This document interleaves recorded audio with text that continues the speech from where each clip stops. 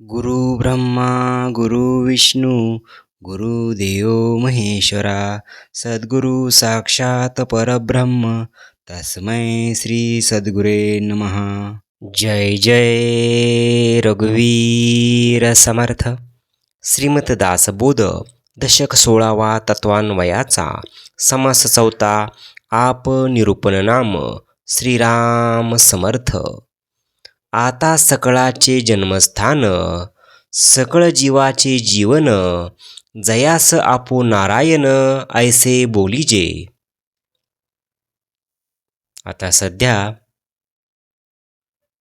दशक 16वा तत्वान्वयाचा सुरू असून मागील आठवड्यामध्ये आपण त्यातील समास 3 पृथ्वीस्तवन निरूपण नाम या समासाचे श्रवण केले.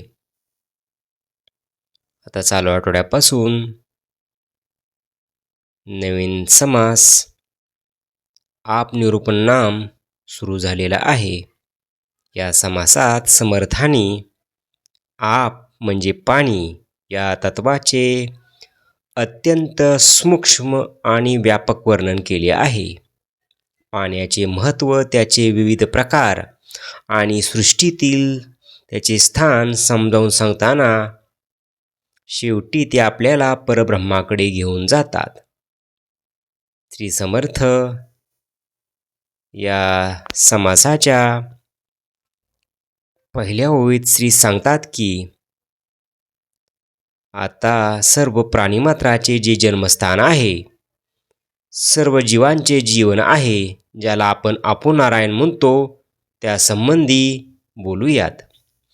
पृथ्वीचा आधार अर्णोदक, सप्तसिंधूचे सिंधोदक, नाना मेघीचे मेघोदक भूमंडळी चालले. श्री समर्थ यावेळी सांगतात की पृथ्वीला अर्णोदकाचा आधार आहे. सप्तसागराचे पाणी आणि नाना मेघांनी वृष्टी केलेले मेघोदक म्हणजे पावसाचे पाणी या भूमंडळावरच वाहते. नाना नद्या नाना देशी वाहत मिळाल्या सागरासी, लहान थोर पुण्यराशी अगाध महिमे. श्री समर्थ यावेळी सांगतात की नाना देशातून नाना नद्या वाहतात आणि शेवटी समुद्रास जाऊन मिळतात. त्यांचा महिमा कमी अधिक असतो, पण काहीचा महिमा मात्र अगाध असतो. नद्या पर्वतीहून कोसळल्या, नाना साखळीमध्ये रिचविल्या, धबाबा खळाला चालल्या असंभाव्य. श्री समर्थ ते सांगतात की पर्वतापासून उगम पावून त्या कोसळत असतात. काही कडेकापारीत अडकतात, तर काही धबधब्याच्या रूपाने असंभाव्य खळखळाट करीत वाहत असतात. कूप वापी सरोवरे, उदंड तळी थोरथोरे, निर्मळ उचंबळती नीरे नाना देशी. श्री समर्थ यावेळी सांगतात की याशिवाय नाना देशात कूप, वापी, सरोवरे, मोठमोठे तलाव यातून निर्मळ स्वच्छ पाणी उचंबळत असते.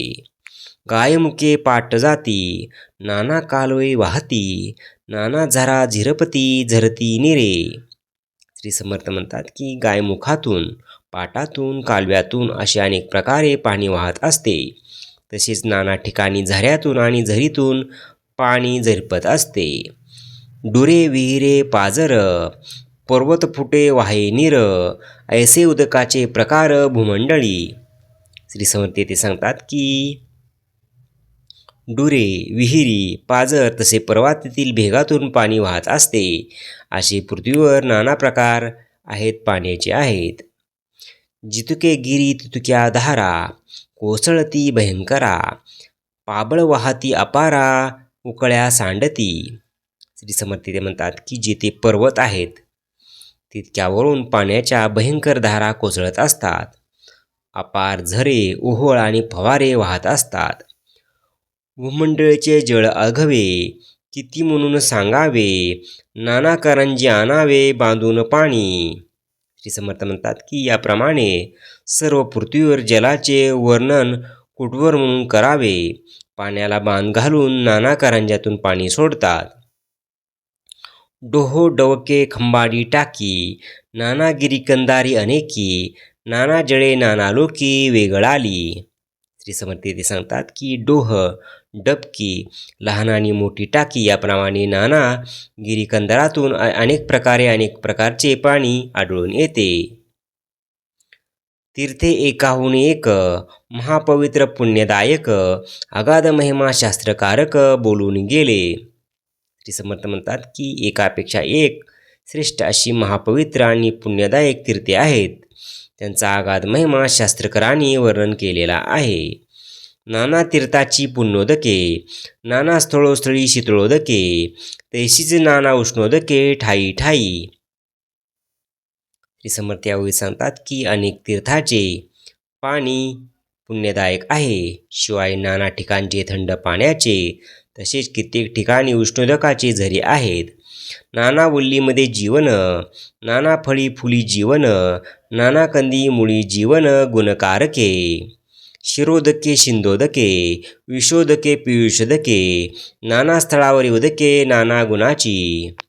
श्री समर्थ म्हणतात की नाना प्रकारच्या वेली, फळे, फुले, नाना कंद, मुळे यामध्ये पाणीच भरून राहिलेले आहे.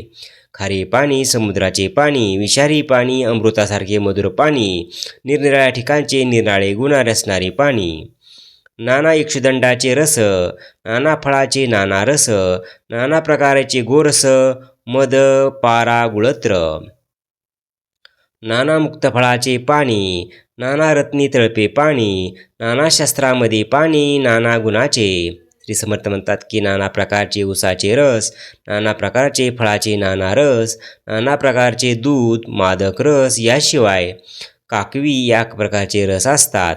नाना प्रकारचे मोत्याचे पाणी, नाना रत्नाच्या ठिकाणी तळपणारे पाणी, तसेच नाना शास्त्राच्या ठिकाणी असणारे नाना गुणाचे पाणी, शुक्लित श्रोणित लाळ मूत श्वेद, नाना उदकाचे नाना भेद, विवरून जाता विवरून पाहता विशद होत जाते. श्री समर्थ म्हणतात की वीर्य, रक्त, लाळ, मूत्र, घाम याप्रमाणे उदकाचे नाना भेद आहेत. त्याचे विवरण करून पाहिले असता ते भेद स्पष्टपणे कळून येतात. उदकाचे देह केवळ, उदकाचेच भूमंडळ, चंद्रमंडळ, सूर्यमंडळ उदकाकरिता. श्री समर्थ म्हणतात की सर्व प्राण्याचे देह उदकाचेच असतात. भूमंडळ ही उदकाचेच आहे आणि उदकाच्या योगेत चंद्रमंडळ आणि सूर्यमंडळ ही झाली आहेत. क्षीरसिंधू, क्षारसिंधू, सुरासिंधू, आज्यसिंधू, दधिसिंधू, युक्षरसिंधू, शुद्ध सिंधू उदकाचा. श्री समर्थ म्हणतात की खारा समुद्र, दुधाचा समुद्र, दारूचा समुद्र, तुपाचा समुद्र, दह्याचा समुद्र, उसाच्या रसाचा समुद्र आणि शुद्ध पाण्याचा समुद्र असे 7 समुद्र आहेत. ऐसे उदक विस्तारले, मुळापासून शेवटा आले, मध्येच ठाई ठाई उमटले, ठाई ठाई गुप्त.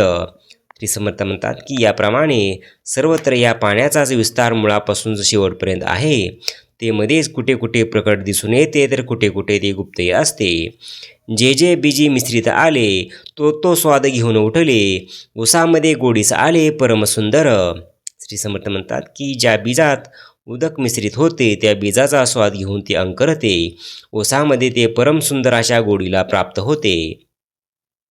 उदकाचे बांधा हे शरीर, उदकची पाहिजे तदनंतर, उदकची उत्पत्ती विस्तार किती म्हणून सांगावा.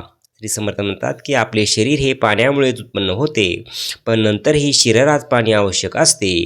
पाण्यापासून कुठल्या गोष्टी उत्पन्न होतात ते विस्तारपूर्वक सांगणे शक्यच नाही.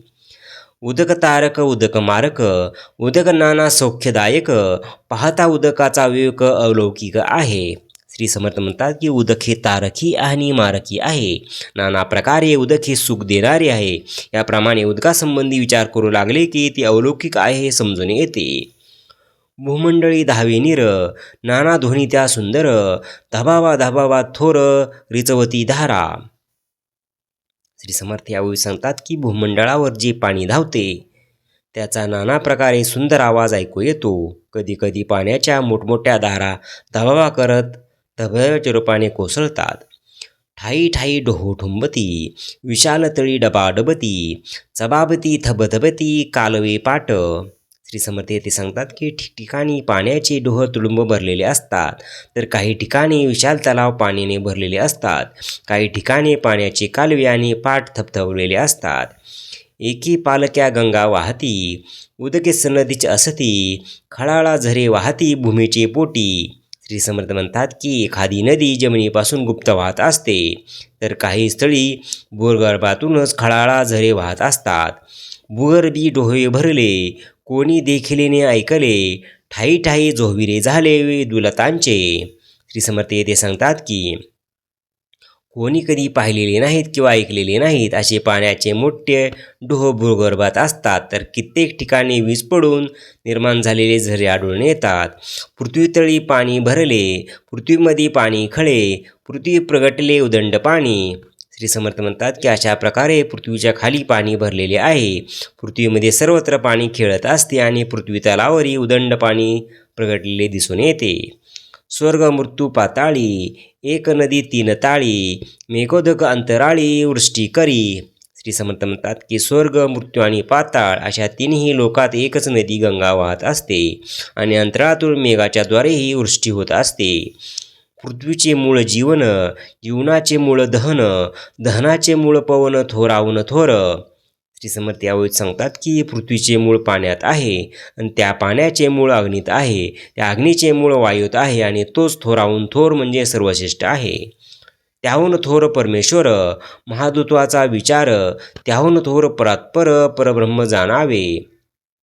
श्री समर्थ शेवटी म्हणतात की त्या वायूहून थोर परमेश्वर आहे. हा परमेश्वर म्हणजे महद्भूत म्हणजे अंतरात्मा होय.